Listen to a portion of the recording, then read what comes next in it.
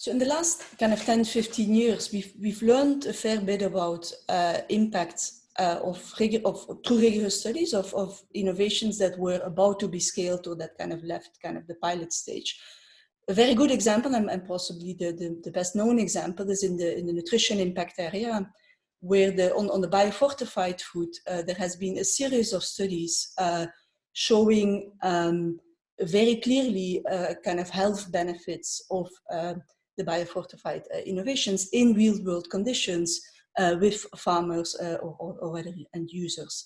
Those were done as part of the research program and moved gradually from efficacy to effectiveness studies to looking at adoption at scale and any ultimately impact at scale. There were collaborations between biophysical and social scientists as well as outside experts. But that's only one area where there is a body of evidence. There is other similar studies, kind of what SPIA calls learning studies, early impact assessments of innovations when they were about to, when they had a stage where they can be scaled. That's true for climate resilience innovations. That's true for kind of certain management practices, but also innovations, for instance, in the diffusion mechanisms themselves.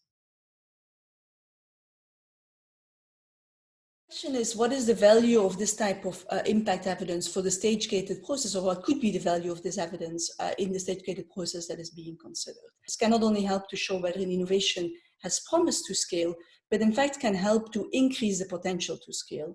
And indeed, this is true for the CGIAR. It's actually true more broadly for innovation thinking.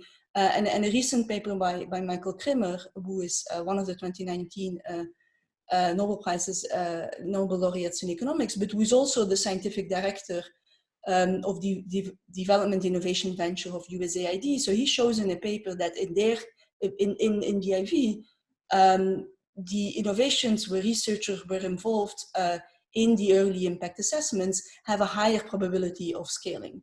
And that is, so he shows that empirically, but if you think about why that may be the case, is because those outside researchers not only bring rigorous methods, but also bring an outside perspective, and of course bring independence and a different way of thinking of the innovations than those than the researchers that were generated. The point of these type of impact studies is to focus on constraints in the real world, and that complements the research that went before it, and to focus not just on these constraints, but on how to lift those constraints, starting from the insights of the theory of change, and indeed using the evidence to improve the theory of change. So think, for instance, on innovations in environmental health, or think of innovations on pest resilience or disease resilience in the livestock sector. Or indeed, we can think of something we all think a lot about, social distancing, where the evidence coming from the science, the advice coming from the science is very clear. But we also see that when we try to implement this in the real world and in different types of contexts, we face different constraints, and we face different behavioral reactions, indeed very different across the world, which makes sense given the differences in context. But it also means that it's hard to predict. And so ideally, when we're in a situation where we can test before we implement things at scale, that may help to refine how to do this. Ultimately, when you think of the CGIAR, as indeed is the case in this recent crisis, we're talking about interactions between biological processes on the one hand and human behavior on the other hand, once we scale these innovations. And we know there's a lot of uncertainty involved, also coming from the natural environment, and a lot of complexity. And so we should expect that there's a number of things that we don't necessarily can anticipate, but we can test and improve along the way. So this is what those type of studies try to do and what they can contribute. They can also try to help understand which characteristics of the innovations can help prevent scale or can help prevent reaching certain populations. And of course, that's key for the impact areas of gender, of social inclusion. Kind of what is it that makes certain innovations more accessible or more of interest to certain target population.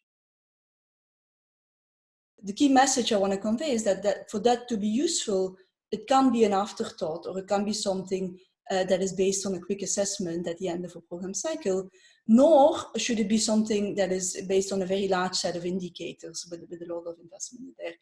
Rather, you want kind of the impact studies to be part of the research itself, rigorously designed like the rest of the research and like the rest of the research with the right time horizons, so that the result of it can be feedback into decision making independently of what the result is in a certain way. And those can be decisions about whether to scale, but also how to scale, what complementary policies to put in place, or how to adapt the innovations itself. Think, for instance, of climate smart practices. We know those can be complex. We know that there can be challenges with NRM farm level innovations to be adopted at scale. But we also understand when we think of the real world constraints and the behavioral adjustments, why that may be the case. You know, it takes time for farmers to learn about those innovations. They may need a little bit of temporary additional incentives to do so. And once we kind of test potential mechanisms to address those constraints, we can then think about kind of effective dissemination strategies to scale. So that requires collaborations between CG scientists, impact assessment specialists, but also kind of a larger set of national and international partners.